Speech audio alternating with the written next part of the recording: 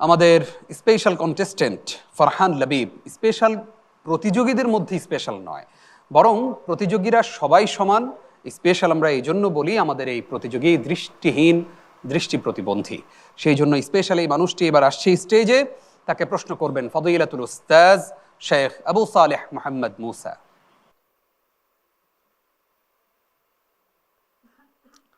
আসসালামু আলাইকুম রহমতুল্লাহি ওয়াবারাকাতুহ।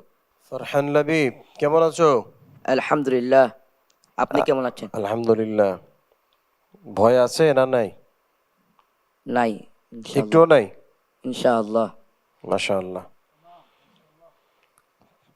أعوذ بالله من الشيطان الرجيم.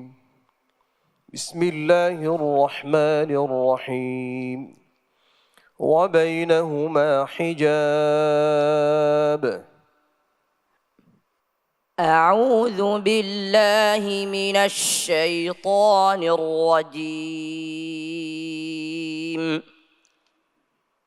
بسم الله الرحمن الرحيم.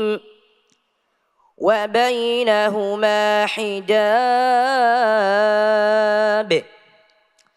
وعلى الأعراف رجال يعرفون كلا بسيماهم ونادوا أصحاب الجنة أن سلام عليكم لم يدخلوها وهم يطمعون. وإذا صرفت أبصارهم تلقاء أصحاب النار قالوا ربنا لا تجعلنا مع القوم الظالمين.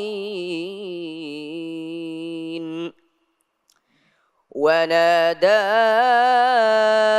أصحاب الأعراف رجالا يعرفونهم بسيماهم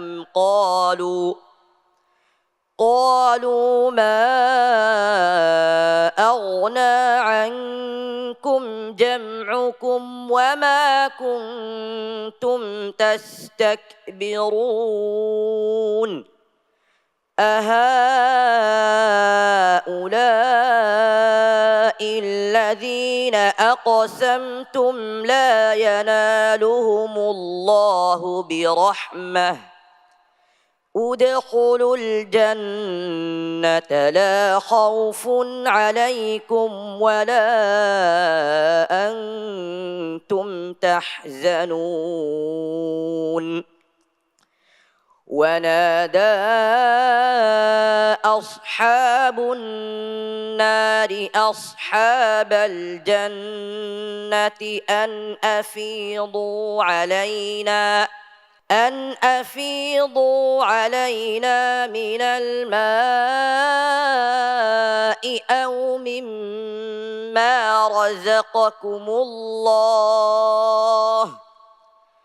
قالوا إن الله حرمهما على الكافرين الذين اتخذوا دينهم لهوا ولعبا وغرتهم الحياة الدنيا فاليوم ننساهم كما نسوا لقاء يومهم هذا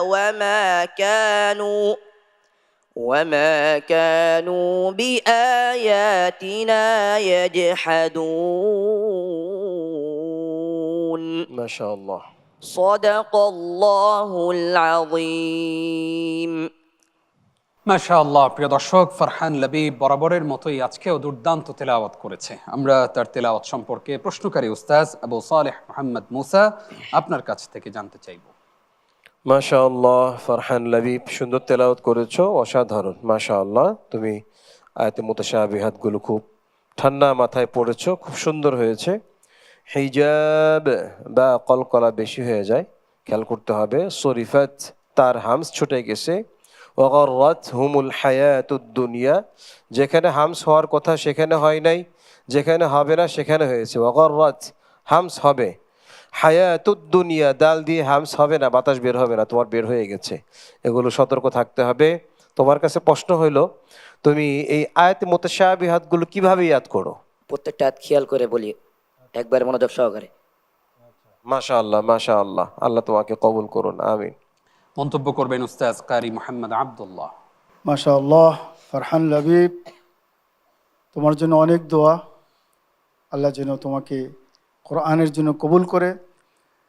ফারহান লাবিবের একটা জিনিস আমাকে অভিভূত করেছে, আজ পর্যন্ত যতগুলি এপিসোডে সে তেলাওয়াত করেছে, তার ইয়াদের যে দৃঢ়তা, প্রত্যেকটা এপিসোডে তার তেলাওয়াত মানে একদম সাবলীলভাবে সে তেলাওয়াত করে। আলহামদুলিল্লাহ। আওয়াজ কারো বেশি ভালো থাকে, কারো মাধ্যম থাকে, কিন্তু এই জিনিসটা লাবিবের অত্যন্ত মানে একটা খুব ভালো একটা গুণ। তো লাবিব, তোমার জন্য দোয়া করি, রব্বানা ইউবারিক ফি হায়াতাক ওয়া জুহুদাক, আমিন। আমিন। আমরা মন্তব্য শুনতে চাই অধ্যাপক আব্দুল মতিন আজহারি আপনার কাছ থেকে। মুবারক আলাইক ফারহান লাবিব, বরাবরের মতোই সুন্দর তেলাওয়াত করেছো। তেলাওয়াত মাশাআল্লাহ বলিষ্ঠ ছিল এবং সুন্দর উপস্থাপনার মাধ্যমে তুমি তেলাওয়াত করেছো, সবাই অভিভূত হয়েছে। আমি যারা দেশ বিদেশ থেকে ফারহান লাবিবের তেলাওয়াত শুনেছেন এবং দেখছেন, আমি সবাইকে দাওয়াত দিব, তার এত প্রতিকূলতা সত্ত্বেও যদি সে কোরআনের একজন ভালো স্কলার হাফেজ হতে পারে, আপনার আমার কি অসুবিধা? নিজের বিবেকের দরজায় একটা প্রশ্নবোধক চিহ্ন এঁকে দিয়ে নিজেকে নিয়ে একটু ভেবে কোরআনের টেবিলে আবার ফিরে আসার প্রচেষ্টা আমরা চালাই। আল্লাহ পাক আমাদের সবাইকে তৌফিক দান করুন। আল্লাহুম্মা আমিন। ফারহান লাবিব আগামী দিনগুলোতেও ভালো তেলাওয়াত করবে এবং এভাবেই আমাদেরকে তেলাওয়াত শুনিয়ে যাবে। তুমি তুমি মৃত্যু পর্যন্ত কোরআনের এই আলো ছড়িয়ে দাও বিশ্বময়, আমরা সেটাই প্রত্যাশা করি এবং দোয়া করি। আসসালামু আলাইকুম ওয়া রাহমাতুল্লাহি ওয়া বারাকাতুহু।